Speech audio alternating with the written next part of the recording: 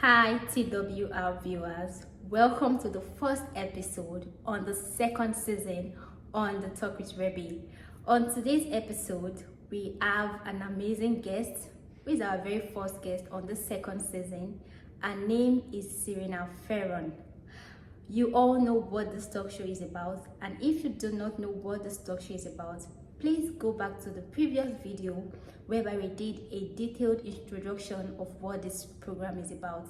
So guys, join me as I welcome president of a public relations agency here in Toronto, and the name of the public relations agency is Charming Media. She has been the president for the past 4 years, and the agency has been in existence for the past 14 years.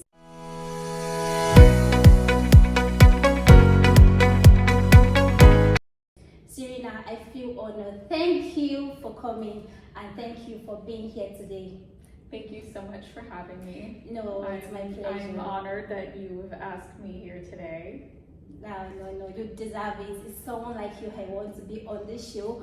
Someone that people can actually look up to and know that it's not so easy to climb the ladder, but it's possible. So having you is something that I'm so grateful for. So thank you so much, Serena. So nice. What truth will you be sharing today on this talk show? Truth. Yeah. The truth I'm going to share is a rather vulnerable one. Okay. And it is about how I lost my voice, figuratively speaking, and what I'm doing to get it back. All right. In terms of losing your voice, do you mind explaining further, like what you mean in actual sense, losing your voice, and what you actually did to get it back? Just give us, a background of what actually led to you losing your voice. That's the factors that contributed to that, and we'll go to the next stage. So let's start with the factors that contributed to you losing your voice. It is a bit of a long story. Don't worry, we are here to listen to everything. So, I think it started when we acquired Charming Media. Okay. So as Rebecca said, I have been the president for 4 years. So that would mean that I acquired this agency at the very start of the pandemic. So the world was about to turn upside down and things are never going to be the same.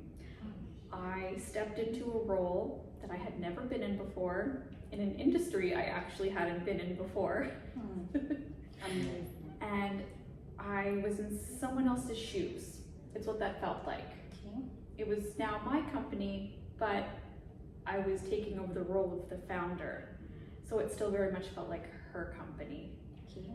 So for years, several years, I felt like I was just trying to be her and just keep doing what she did and get through the pandemic, flying by the seat of my pants. I think like a lot of us were. But in that time, it wasn't just that I was running a business during the pandemic, that the world changed. People became a lot more vocal. People were angry. People were anxious. There was a lot of hatred online, and I was just trying to keep my mouth shut and keep my business going and just try to get through. So what had happened was I stopped being me. And I only realized this recently. I stopped writing, and I'm a writer. I always spoke my truth. I stopped speaking my truth. Oh, wow. And being in public relations, I think it kind of just was something that came along with the job as well, because we are the voice of our clients. Exactly. So I was trying to be like someone else, and I was also speaking for my clients, which is the job. Where'd that leave me? That's how I got there. Oh, okay. So basically, the pandemic was one of the major factors, which is like a global issue.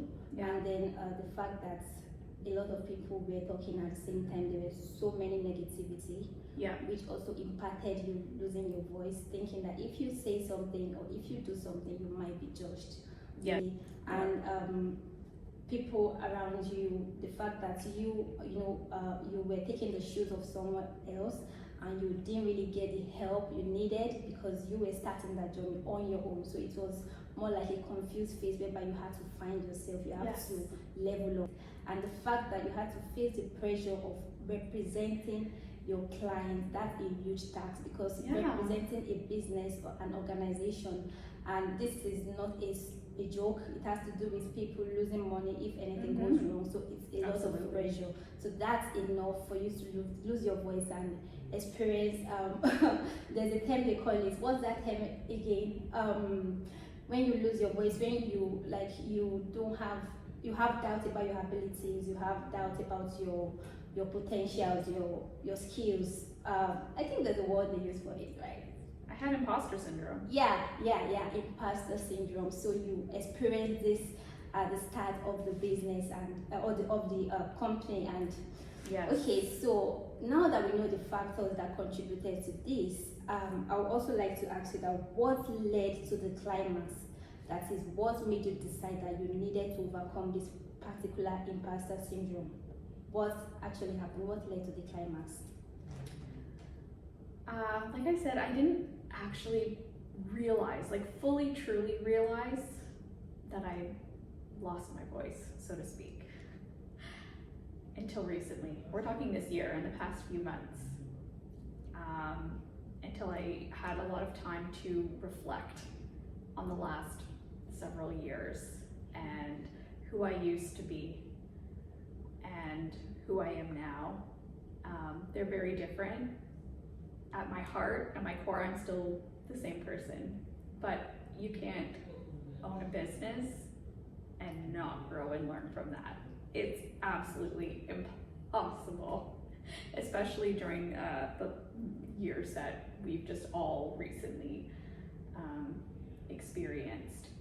So what I did to get myself to a place where I could reflect and understand how I got there was I enrolled in a mentorship program. I have a wonderful, wonderful mentor. Okay.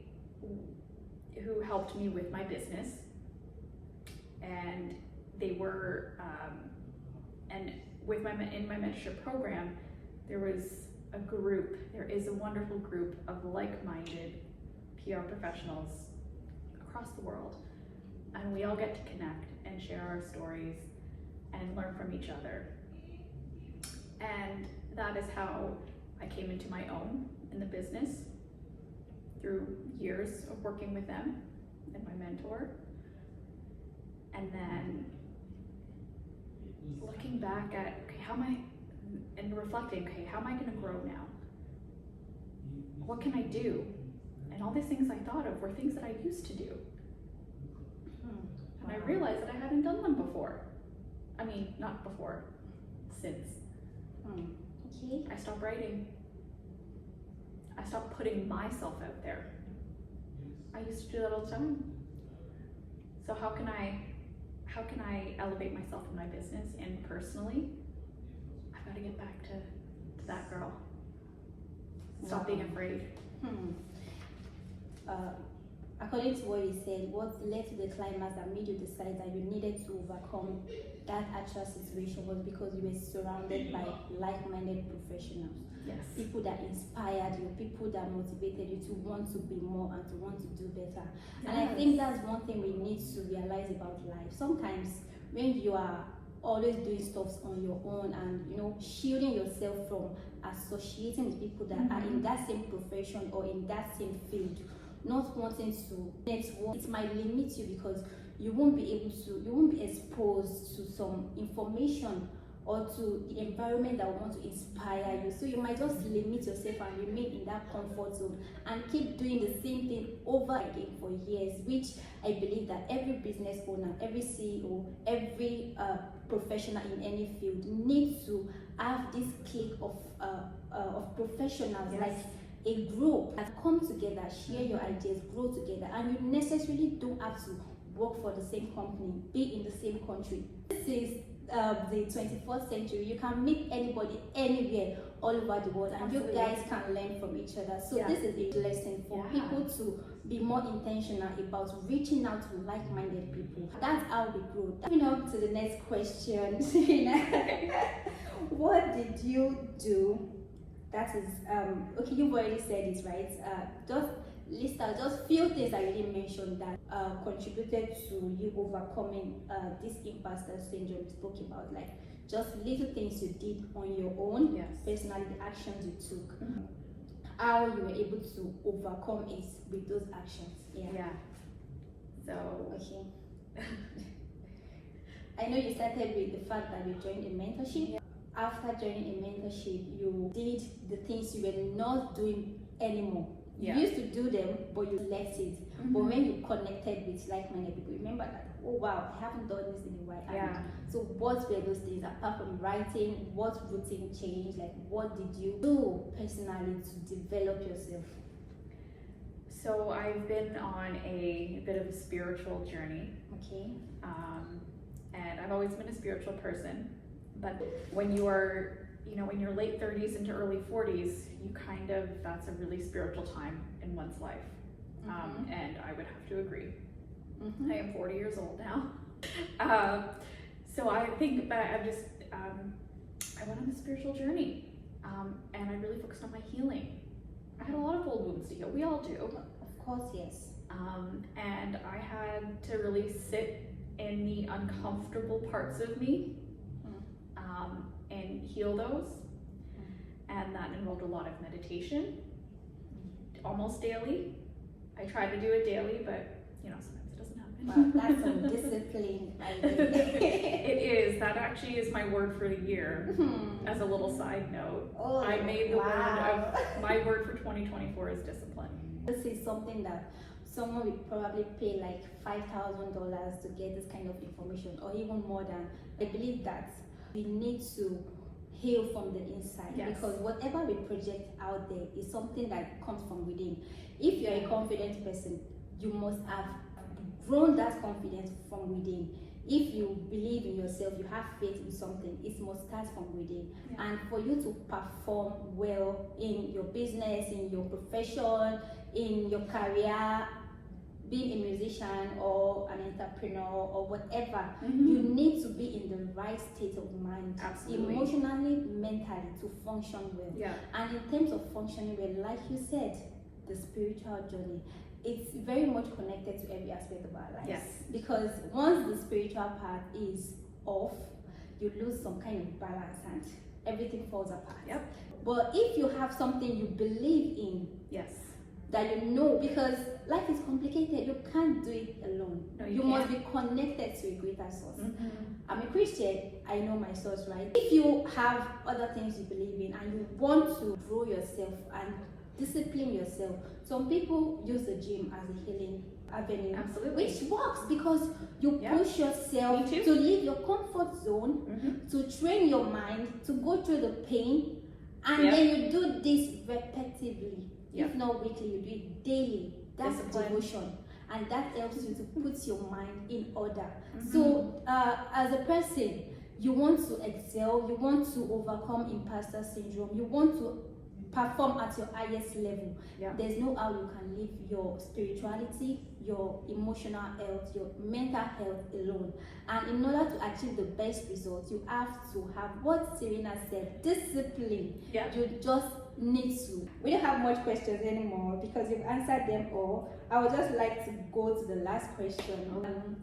What was the greatest achievement you achieved while overcoming this particular situation called imposter syndrome, losing your voice? What would you say was your greatest achievement or result afterwards?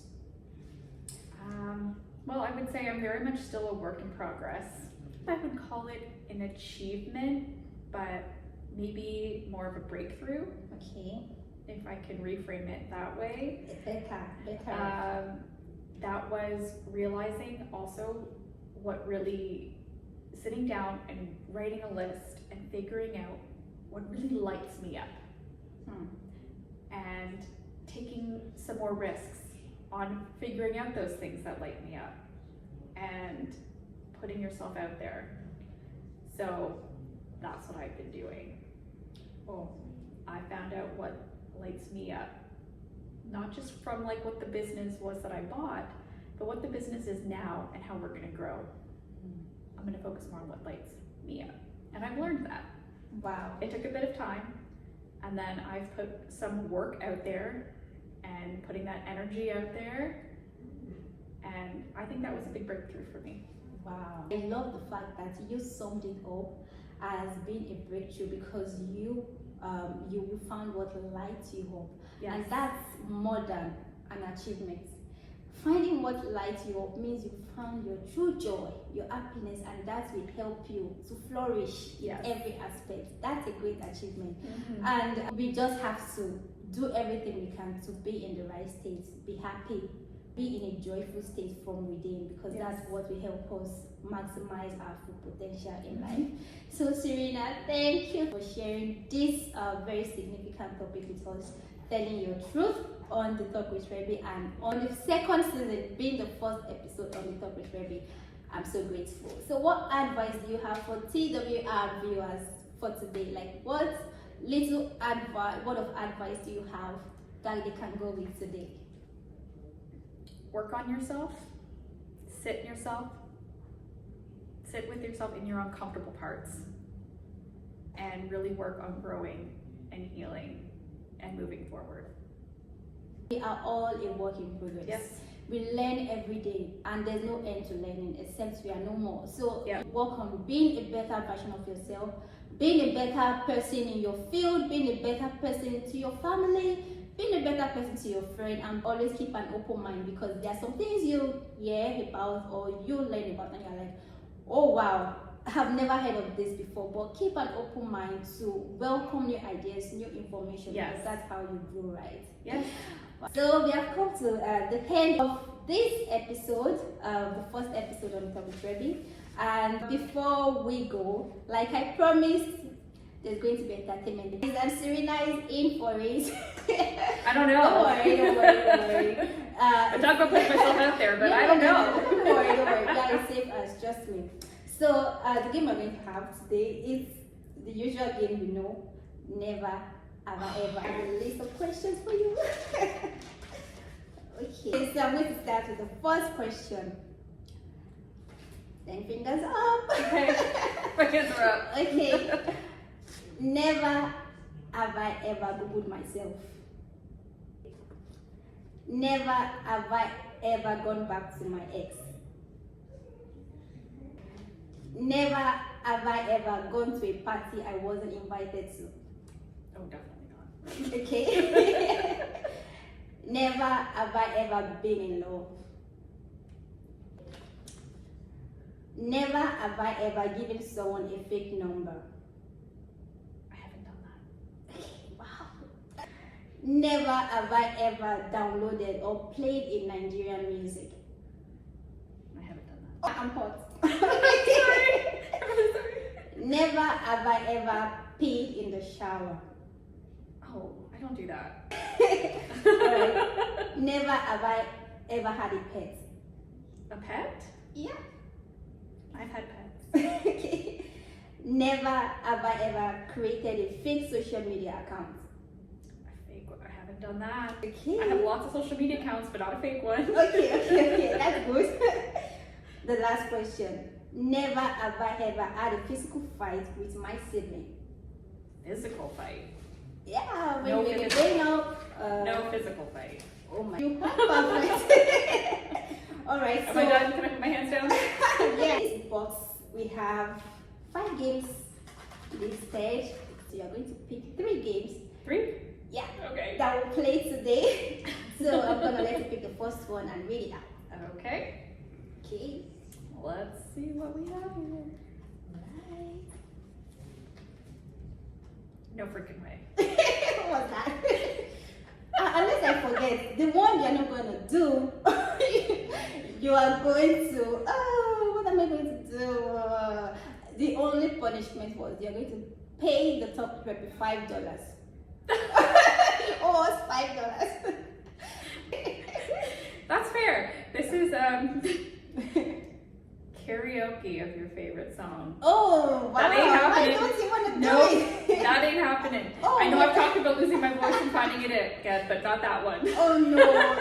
Why? Not the singing I voice. actually thought you were going to love this. No. Okay. So your owing us $5. Next one. Okay. I will gladly give you $5.